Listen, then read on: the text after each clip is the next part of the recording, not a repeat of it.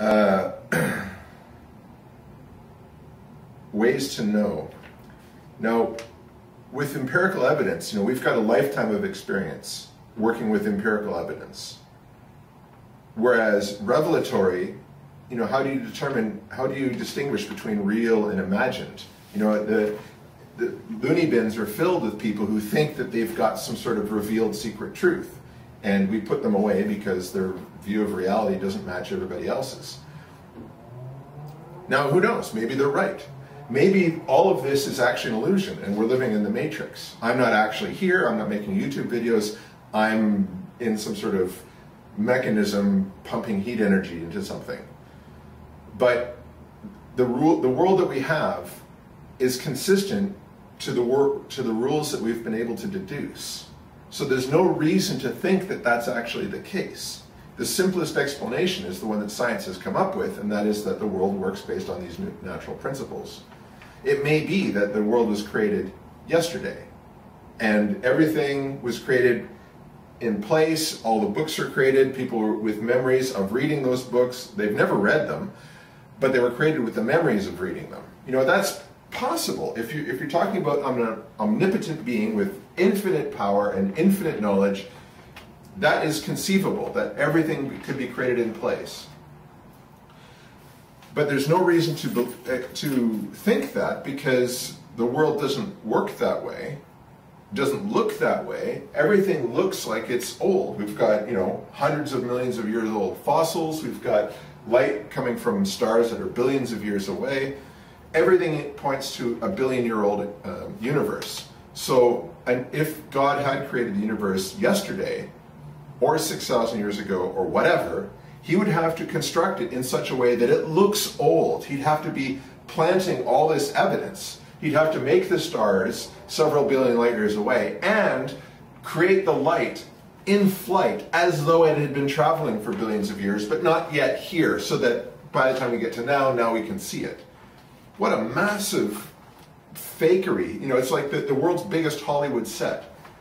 Do you really believe that your God is that big of a faker? That he would create everything to make it look like it's a billion, the world is, or the universe is 14 billion years old, when in fact it's only 6,000?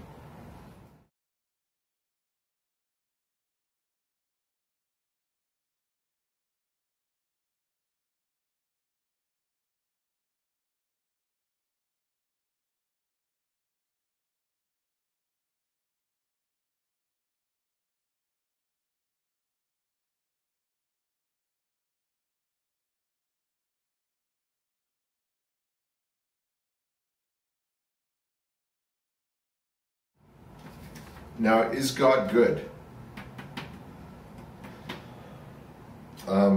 Actually, the characteristics of God. Omnipotence, omniscience, omnipotence and omniscience actually create a self-contradictory issue. If you have knowledge of your future actions, you do not have the power to change them, because then that knowledge would have been wrong. One of those two will be wrong.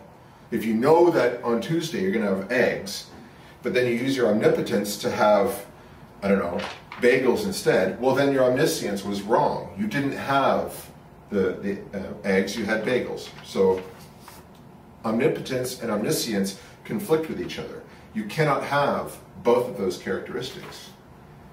Now, is God good? This is the interesting one, because a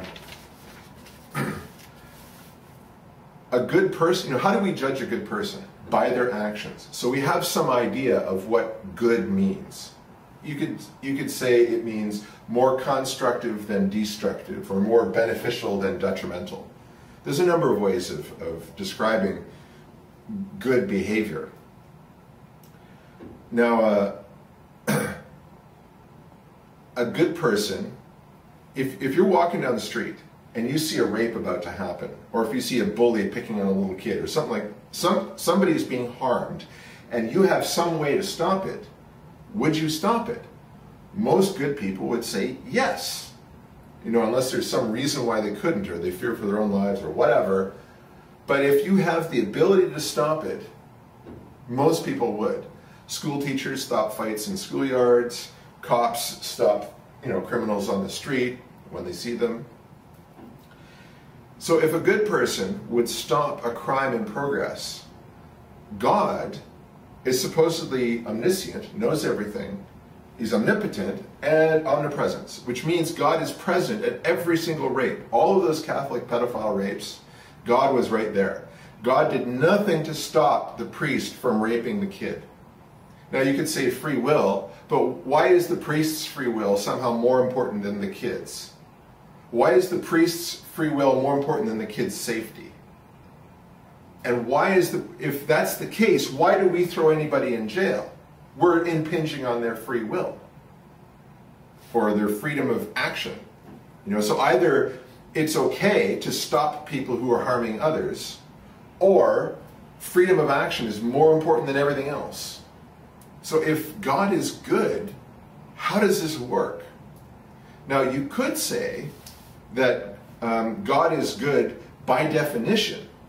Therefore, it's not that we have this, a rule or say a catalog of behaviors or some sort of way of judging something good or bad by its merits. It would simply be, if God does it, it's good. If God doesn't like it, it's evil. Now, that's more supportable by the Bible, and it's more supportable by what we see around us. If God exists and he lets these rapes happen, then it is good for those rapes to happen. By definition, God is letting it happen, therefore it must be good. Because God would stop it if he didn't think it was good.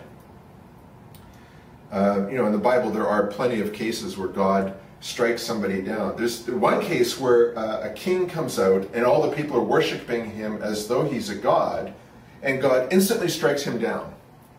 I don't think the guy even has a chance to say, no, I'm not actually a god. It's basically, he's worshipped as a god and poof, killed instantly. Somebody else bumps over an ark and he's killed. Then there's the guy who is having sex with his dead brother's wife, and he pulls out rather than having an orgasm inside her, and he's killed. So God in the Bible shows no compunction with killing people who are doing things that he doesn't like.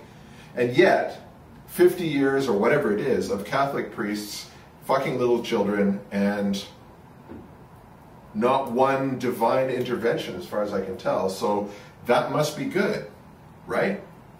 So anyway, this is my opening to the conversation, and I'd be really curious to hear what you have to say, Michael. Thanks.